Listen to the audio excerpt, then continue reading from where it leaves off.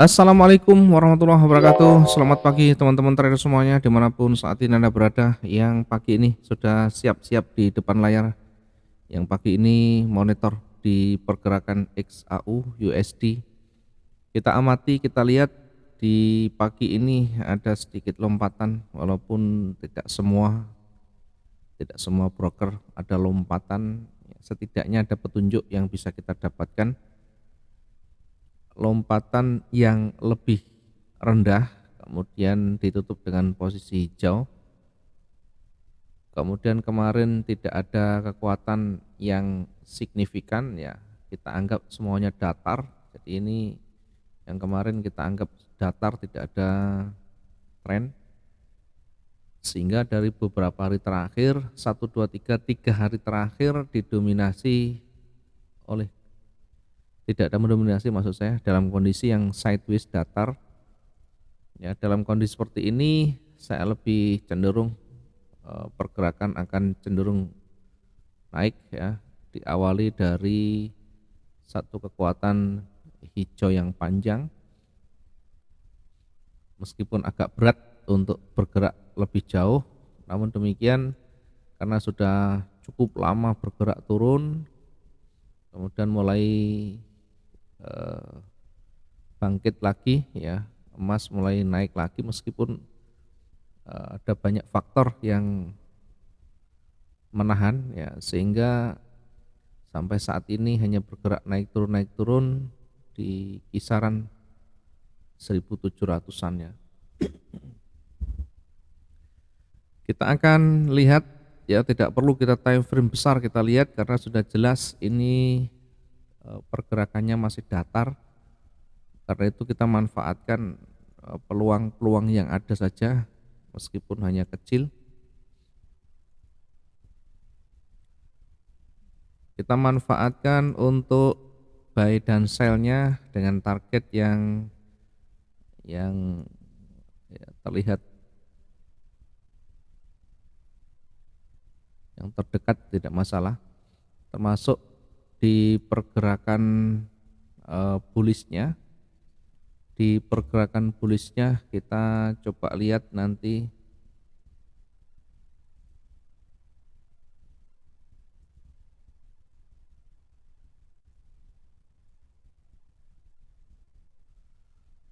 Oke, kita tempatkan yang di atas dengan buy stopnya. Kita tempatkan dengan buy stop di 1719.36, ya. Kita lebih cenderung bergerak ke atas, ya, meskipun ini jaraknya cukup dekat, ya. Oke, karena cukup dekat nanti tidak kebagian takutnya, ya.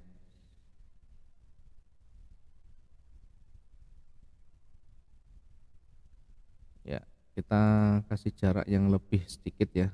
1719.83. Kita tempatkan di 1718.83, ya, dengan target paling dekat kita nanti ambil di tengahnya di 1722, ya. Kenapa hanya kecil saja? Kalau kita mau yang lebih jauh, kalau kita mau yang lebih panjang, ya, tentu di ujungnya sana, ya, mendekati ujungnya.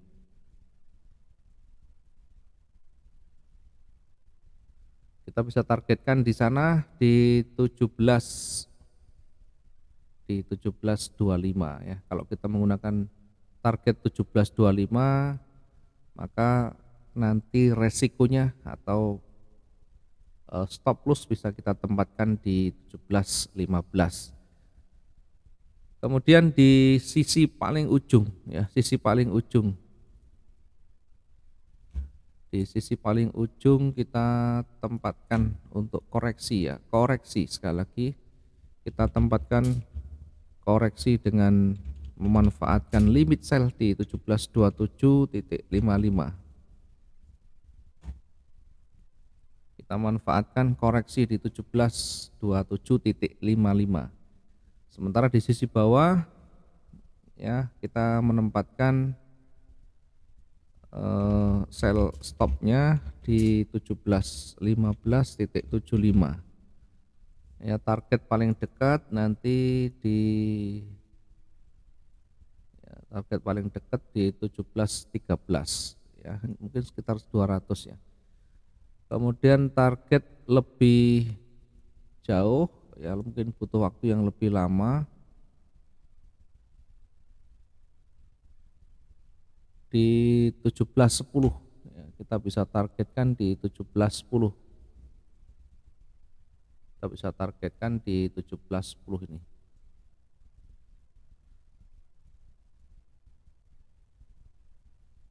Kemudian nanti risiko kita bisa terapkan dengan menerapkan batasan ruginya di 17, 19, sekian ya. Jadi risiko taruh di buy stopnya, targetnya di 17.10. Kemudian yang sell limit di sana targetnya adalah koreksi paling tidak targetnya di berapa ini ya, di kisaran 17.22.14. Target dari koreksi ya, kalau paling dekat ya kita ambil di 17.24. Ya, tentu semuanya menyesuaikan dengan sistem yang digunakan. Semua menyesuaikan dengan batasan resiko masing-masing, karena tiap orang punya batasan yang berbeda, punya tingkat kecemasan yang berbeda. Kita hanya memberikan gambaran saja, nanti pada pokoknya silakan dikembalikan pada masing-masing style kita masing-masing, strategi yang kita gunakan, dan tentu batasan yang menjadi rencana trading kita. Di sisi berikutnya kita melihat untuk memanfaatkan limitnya.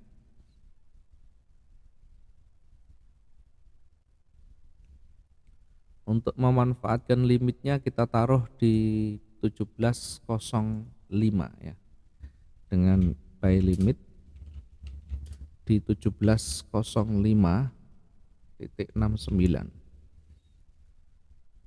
ya. Limit kita tempatkan di 17.05.69.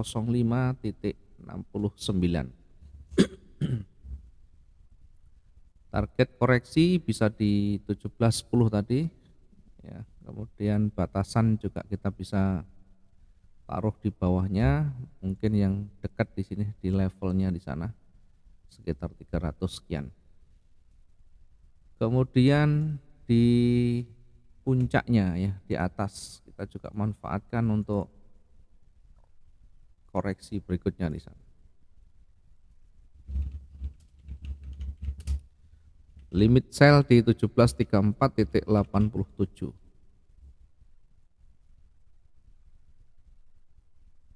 Oke, sementara di bawah kita bisa menempatkan paling ujung dengan jarak sekitar 600 dari titik pertama. Ini kita manfaatkan dengan buy limit di 1699.49 ya. Bagaimana ketika salah satu nanti tersentuh? Ya, sekali lagi kembali ke money management, kembali ke risk management.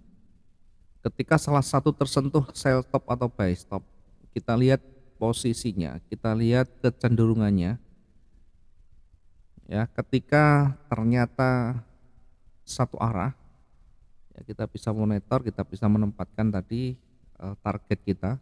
Ketika berlawanan arah, ya kita bisa sell stopnya kita bisa rubah, atau buy stopnya bisa kita rubah, bisa kita naik dan bisa kita hapus mungkin sebagai batasannya, atau mungkin dua-duanya misalkan tidak kita lakukan perbaikan ya tidak masalah, karena ketika dua-duanya tersentuh pun nanti akan terkunci dengan jarak yang masih aman ya. Baru nanti strategi kita untuk keluar dari hedging itu kita kita keluarkan strategi kita tentunya melihat ketika sudah ada kecenderungan salah satu yang mendominasi. Ketika masih di tengah-tengah, belum ada yang dominan, naik turun dan masih berada di wilayah yang sama, masih berada di area pentingnya, maka jangan melakukan tindakan dulu sebelum betul-betul ada yang mendominasi, sebelum ada yang melewati level pentingnya. Kalaupun mendekati levelnya, maka pastikan tidak membahayakan, artinya ketika mendekati support atau resistennya, maka pastikan semuanya sudah selesai. Artinya candle sudah terbentuk dan terlihat di situ petunjuk yang lebih baik, yang lebih kuat kita dapatkan. Baru kita melakukan penanganan. Karena kalau kita tidak jeli, kalau kita tidak paham keluar dari zona locking, yang ada nanti satu di close, kemudian satunya lagi berbahaya dan bisa menambah kerugian yang panjang. Ada banyak cara tentu untuk keluar dari sana, ada banyak teknik sesuai dengan pengalaman masing-masing ya. Ya, saya sendiri ketika keluar dari zona itu biasanya saya keluarkan setelah ada kecenderungan yang lebih kuat, yang satu arah kita tutup dulu, kemudian kita tambahkan yang berlawanan arah, atau sebaliknya yang berlawanan pun terkadang kita tutup dulu, kemudian setelah itu kita ikut satu arah. Semuanya tentu melihat kondisi marketnya, kondisi pasarnya, tidak bisa satu teknik kita terapkan dengan kondisi yang sama ya. Tentu nanti melihat kondisi yang berkembang. Kita tidak bisa berandai-andai, tidak bisa hanya menggunakan satu teknik, tapi belajarlah dengan berbagai macam teknik dengan kondisi-kondisi yang ada saat itu, sehingga kita lebih banyak referensi, lebih banyak pengalaman, lebih banyak strategi untuk keluar dari zona yang ada, dari zona minus, tentu dari zona locking. Oke, ini mungkin sedikit yang bisa kita sampaikan. Saya tidak mengharapkan teman-teman juga mengikuti apa adanya. Saya hanya berharap teman-teman khususnya yang sudah banyak belajar tentu menerapkan dengan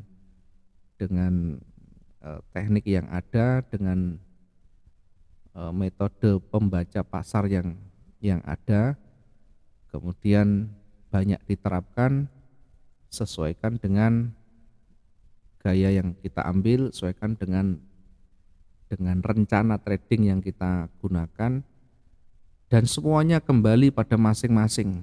Tidak bisa kita telan mentah-mentah, tidak bisa kita ambil apa adanya.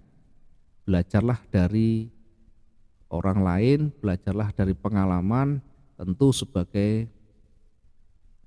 sarana untuk koreksi, sarana untuk memperbaiki kualitas tradingnya. Tidak ada yang pasti, semuanya bisa kita lakukan dengan berbagai macam metode dan caranya, sehingga di situ menemukan teknik yang tepat untuk masing-masing. Sehingga kalau misalnya nanti banyak tersentuh, ternyata dia turun, bukan analisa yang salah, tapi kepala kita yang bisa nanti menenangkan. Kalau kita tidak punya teknik, kalau kita tidak punya strategi, tidak punya pengalaman, yang ada hanya mencari analisa itu yang pas. Sekali lagi, tidak ada yang paling tepat sekalipun dalam analisa, karena yang paling penting bagaimana kita menyikapi, bagaimana kita melakukan manajemen risiko dengan baik. Terima kasih, mudah-mudahan bisa bermanfaat. Sekali lagi, jadikan sebagai pembanding, kembali ke strategi masing-masing. Semoga hari ini profit maksimum dan bisa konsisten seterusnya. Assalamualaikum warahmatullahi wabarakatuh. Salam profit dua arah.